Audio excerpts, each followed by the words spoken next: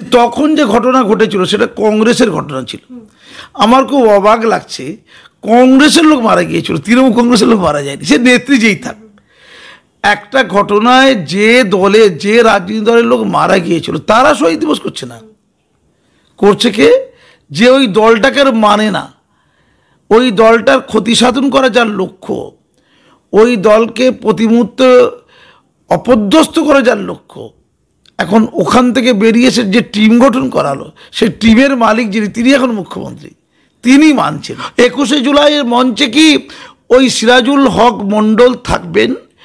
ওই দিনে কি ওনার হাতে চাকরির সার্টিফিকেট, চাকরির অ্যাপয়েন্টমেন্ট লেটার তুলে দেওয়া হবে? এটা যদি কেউ মনে করেন রাজনৈতিক সভা শুধু, তার নয়, এটা বাংলার অস্তিত্ব রক্ষা, দেশের অস্তিত্ব রক্ষা, বাংলা মাকে রক্ষা করার সভাও।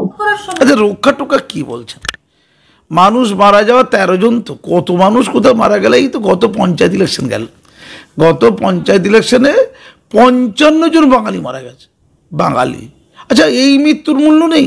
ধরুন 13 জন মারা গেছে, এই মৃত্যুর মূল্য আছে, তাহলে 55 জন যারা মারা গেল তাদের মধ্যে একটা অংশ তারা বিরোধী রাজনীতি করতো, তাদের মধ্যে একটা অংশ তৃণমূলী রাজনীতি করতো, যে তারা যে মারা গেল এর মধ্যে অসহায় লোক প্রচুর আছে, সবাই যে রাজনীতি হুলিগান তাও নয়, আম লোক আছে, বিরোধী পার্টি করেছে, ইত্যাদি ইত্যাদি। যে দলের লোক মারা যায়, তারা বাঙালি মরেছিল, আমার ভাই মরেছিল, আমার বোন ক্ষতিগ্রস্ত হয়েছিল, কাউকে উল্লঙ্ঘ করে দৌড় কাটানো হয়েছিল, তারপর গণহারে তারপর টর্চার হয়েছে, এখন তো চলছে এটা।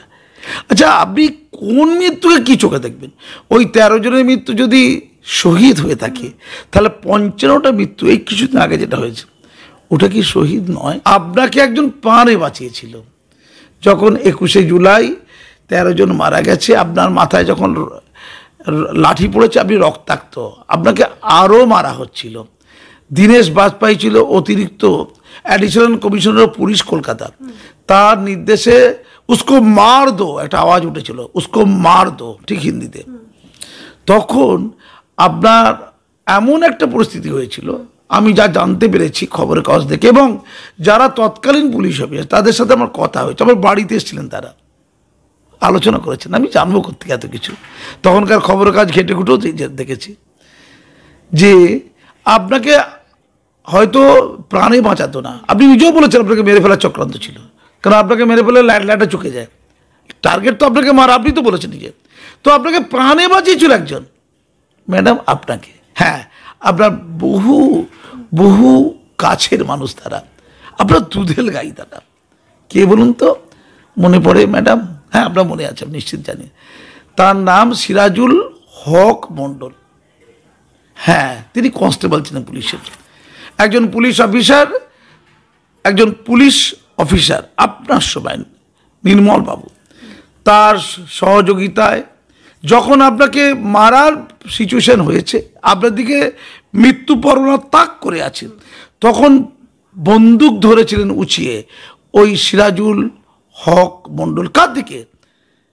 Additional commissioner of police Dinesh বাজপেয়ীর দিকে, যে আপনি যদি দিদির দিকে অত্যাচার চালান, অত্যাচার যদি বন্ধ না করেন, আপনাকে গুলি করব। সেই সিরাজুল ইসলাম মণ্ডল যে মমতা ব্যানার্জিকে পান দিয়েছে, মমতা ব্যানার্জি নিজে স্বীকার করেছেন, তার চাকরি চলে গিয়েছিল তখন, বাম আমলে তিনি কনস্টেবলের চাকরি করতেন, মাঠে খাটেন, তার ছিটে বেড়ার বাড়ি। 2011 সালে তিনি মমতা ব্যানার্জি যখন ক্ষমতা আসেন, তখন আশা করেছিলেন তিনি তার চাকরিটা ফিরে পাবেন, খুব ঠান্ডা মাথায় বলছেন, মাননীয় 10 লক্ষ লোককে চাকরি দেবেন বলেছেন।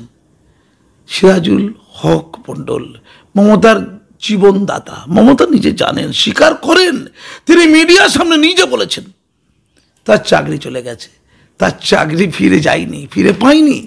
গত বছর 2023 সালে জুলাই মাসে 25 তারিখে মাননীয়া তাকে নবান্নে ডেকেছিলেন, নির্মল বাবুকেও ডেকেছিলেন, ওই পুলিশ অফিসার তৎকালীন, বলেছিলেন কাকে? তার আধিকারিক গোপালিকা বাবুকে ডেকেছিলেন, গোপালিকা তার নাম, ডেকে বলেছিলেন যে এই সিরাজুল ইসলাম মণ্ডল আমার জীবন ফিরিয়ে দিয়েছে, আমাকে বাঁচিয়ে দিয়েছে, এর চাকরি দিতে হবে যত দ্রুত সম্ভব, 1 সপ্তাহের মধ্যে, এবং ওনার প্রাপ্য এরিয়ারের টাকা সব দিয়ে দিতে হবে। ওরা খুব খুশি হয়েছিলেন, আনন্দ পেয়েছিলেন, এতদিনের দুঃখ দূর হবে ভেবেছিলেন, ওই সিরাজুল ইসলাম মণ্ডল এবং তার পরিবার, তার বাবা মা ইত্যাদি, যারা ছিটে বেড়ার বাড়িতে থাকে, যারা মাঠে খেটে সামান্য টাকা ইনকাম করে।